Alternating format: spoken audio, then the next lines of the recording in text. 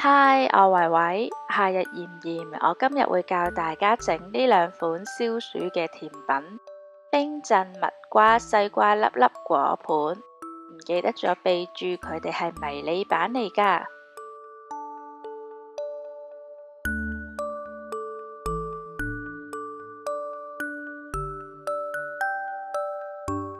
我用咗水晶版嘅樹脂黏土，透明感會比較高。首先我哋撈蜜瓜嘅顏色，加入淺綠色。黏土乾咗之後，顏色會變深，所以而家撈顏色就要輕手一啲啦。再加入土黃色，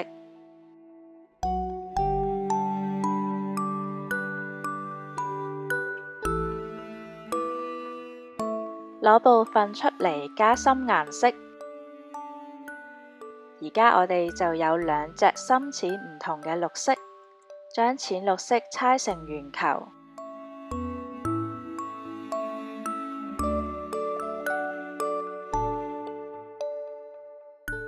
深綠色壓成薄薄地一片，跟住就好似包雲吞一樣。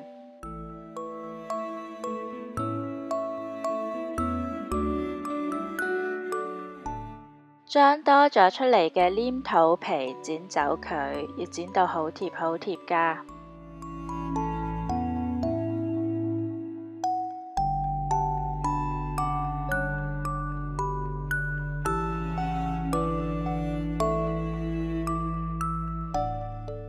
加一啲護手霜，將表皮捽平佢。之後呢，搓返做一個圓球，晾乾15分鐘左右。等候嘅時間，我哋整另外一個。先撈出半透明嘅紅色黏土，白色呢粒呢都要加白色顏料去減少透明感。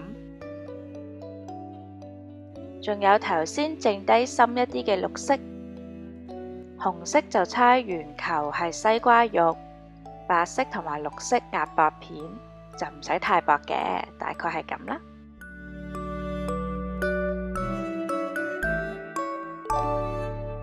之後都係重複包雲吞嘅動作，但係要包2層皮㗎。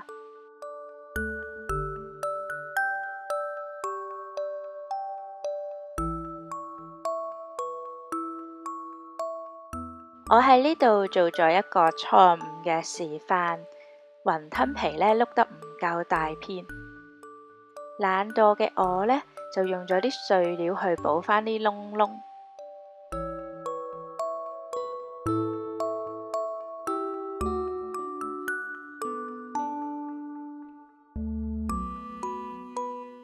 事實上都可以將啲咁斑駁嘅黏土修復嘅，不過就要花好多功夫啦。最後用濕紙巾抹一抹，成個乾淨晒。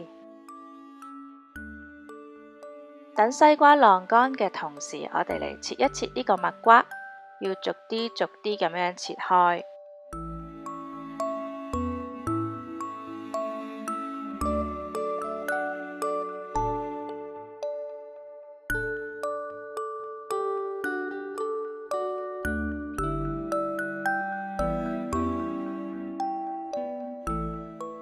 淨係晾咗15分鐘，裏面都仲係腍㗎。修剪半球體嘅形狀，中心呢就掏空一塊，壓成一個彎洞，用個刷加上果肉嘅紋理。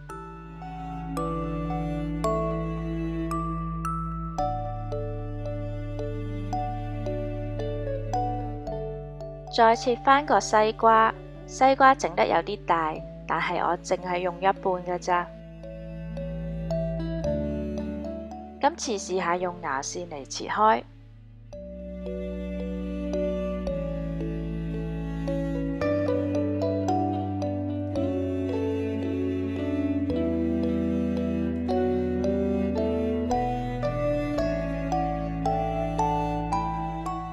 調整內部黏土嘅形狀，係可以清晰咁樣見到紅、白、綠3隻顏色嘅。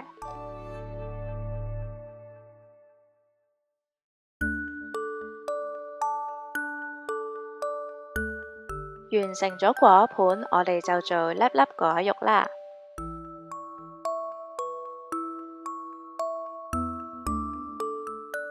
猜啊猜啊猜，毫無技術可言。攞出我嘅法寶迷你匙羹，一啖一粒。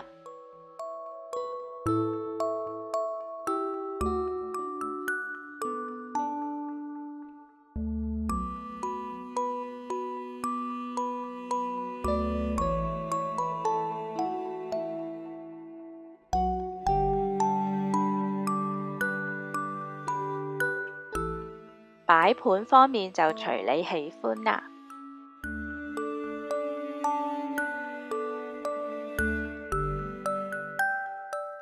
法寶袋迷你叉，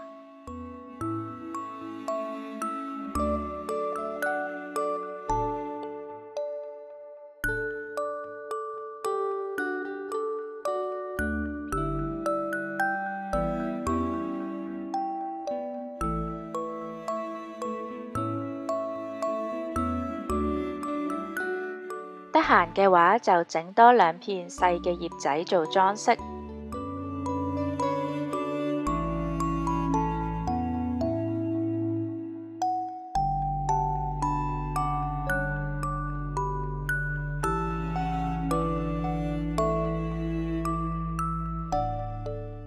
過咗2日，黏土乾晒啦，睇唔睇到顏色變深，透明感亦都出現咗呢。綠色嘅表皮透到裏邊嗰層紅色果肉，天然嘅混色效果，超級鍾意。用少量嘅顏料混合白膠漿，白膠漿嘅作用係等啲顏料有立體嘅效果。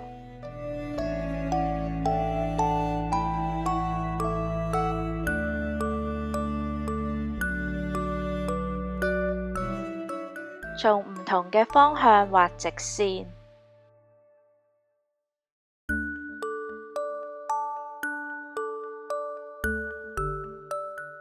縱橫交錯嘅直線越畫越多，越畫越多。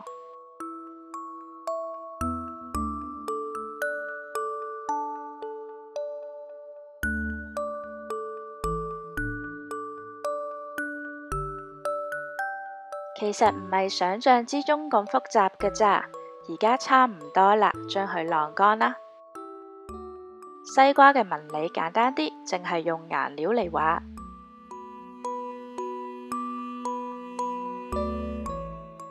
從底部嘅中心點開始，畫彎彎曲曲嘅放射線，用深一啲嘅顏色再畫多次。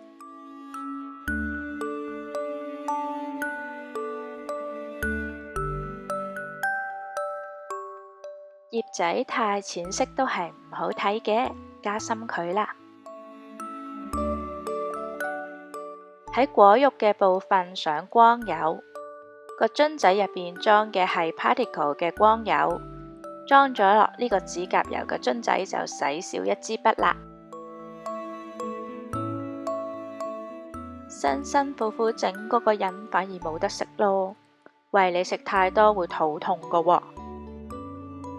相信呢個果盤唔係太難整嘅，大家有興趣整嘅話，我將水晶黏土同埋迷你餐具嗰條 link 放喺 info box。